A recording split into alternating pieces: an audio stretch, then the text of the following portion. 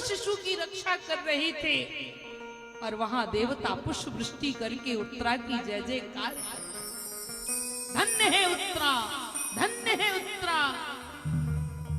त्रेता में देवियों ने, किसी ने भगवान को त्रस्त किया, किसी ने भगवान के भक्त को अपनी कुक्षी में रखा, पर धन्य है उत्तरा जिसकी कुक्षी में भक्त और भगवान दोनों विराजमान हैं। बोली भक्त वत्सल भगवान की।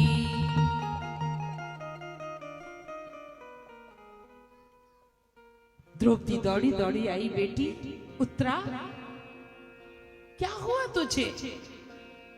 तुझे पीड़ा हुई, तूने मुझे पुकारा नहीं। उत्तरा रो पड़ी, कहा मां, जब मेरे पति की मृत्यु हो गई थी और मैं अपने पति के लिए रो रही थी, तो आप ही ने तो कहा था बेटी कोई किसी का नहीं होता है। मेरे तो 5 पति मेरी रक्षा नहीं कर पाए, तो तेरा एक पति क्या कर? सबकी रक्षा करने वाला तो वो जगतपति है बेटी। उत्तरा ने रोकर कहा मां, इसलिए मैंने तुम्हें नहीं पुकारा, मैंने उस जगतपति को पुकारा और उस जगतपति ने आकर मेरे गर्भस्थ शिशु की रक्षा की।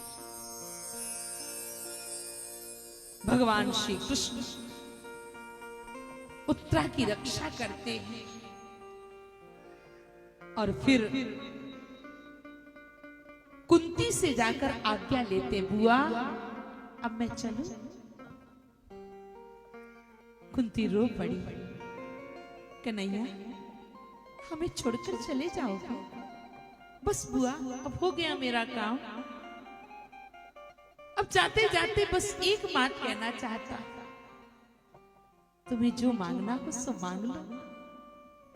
कुंती ने कहा ये बुआ भतीजे का नाता समाप्त करो कन्हैया, ना मैं तुम्हारी बुआ हूं, मुझे पता है तुम मेरे भतीजे नहीं, तुम तो जगतपति हो, ऋषिकेश हो, नारायण हो, परमात्मा हो, मैं जानती हूं। कन्हैया ने कहा बुआ मांगो ना, क्या चाहिए तुम्हें, मैं जा रहा। कुंती ने हाथ जोड़कर कहा कन्हैया अगर देना ही चाहते हो तो मुझे दुख दे दो कन्हैया, दुख। भगवान बोले बुआ अभी तुम्हारा दुख से मन नहीं भरा, पूरा जीवन तो तुम्हारा दुख में ही गया। कुंती ने रोकर कहा कन्हैया मुझे ऐसा सुख नहीं चाहिए कि जिस सुख के आने से मेरा कन्हैया मुझे छोड़कर चला जाए, मेरा कृष्ण मुझसे दूर हो जाए। मुझे वो दुखी चाहिए जिस दुख के रहने से मेरा कृष्ण हमेशा मेरे पास रहता है, क्योंकि दुख में तुमने ही साथ दिया कृष्ण, सबने साथ छोड़ दिया था। जब कोई नहीं आता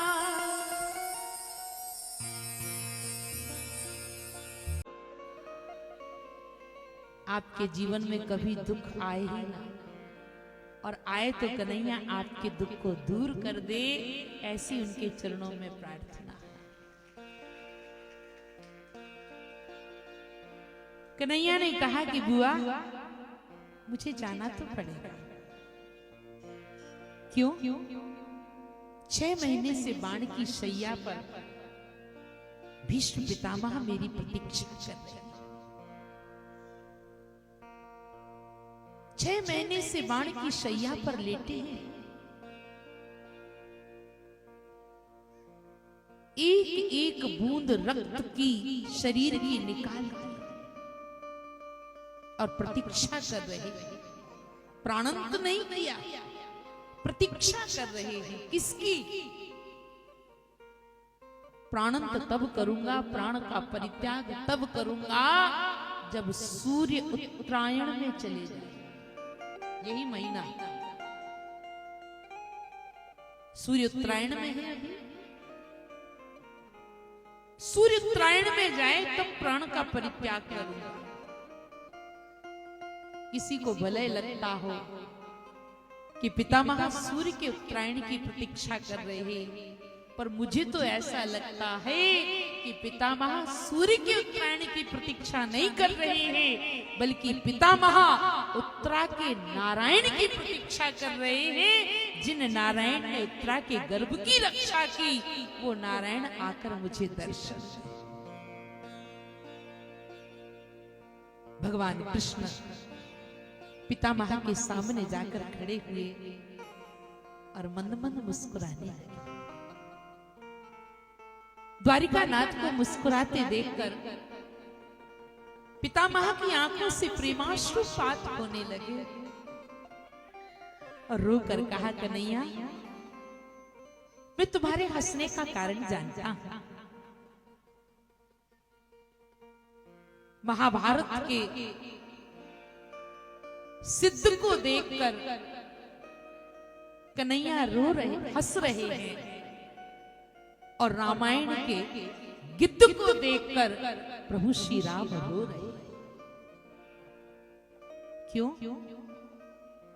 क्योंकि महाभारत के सिद्ध के सामने भारतीय नारी को निर्वस्त्र किया जा रहा है, और इन्होंने अपने नेत्रों से देखा।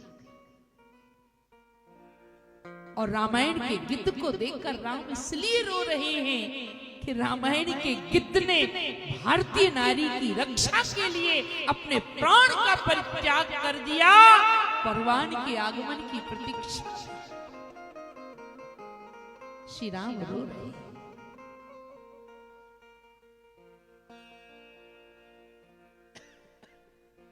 कृष्ण के हंसने का कारण पितामह जान गए।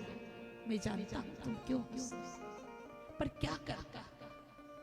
जैसा खाओ अन्न तैसा होवे मन, जैसा पियो पानी तैसी होवे पानी, और जैसा करो संग तैसा चढ़े रंग, और जैसा देखो चित्र वैसा बने चरित्र।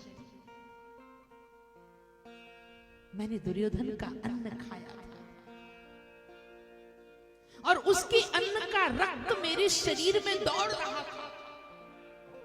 मैं चाहकर भी कुछ नहीं कर पाया कन्हैया, कुछ नहीं कर पाया। इसलिए मैंने 6 महीने से बाण की सैया पर सोकर दुर्योधन के खाए हुए अन्न के रक्त की एक एक बूंद शरीर से निकाल दी। रोकर कहा, कन्हैया, अब तो मैं विरक्त हो गया हूं, अब तो मुझे क्षमा कर दो, अब मुझ में रक्त नहीं।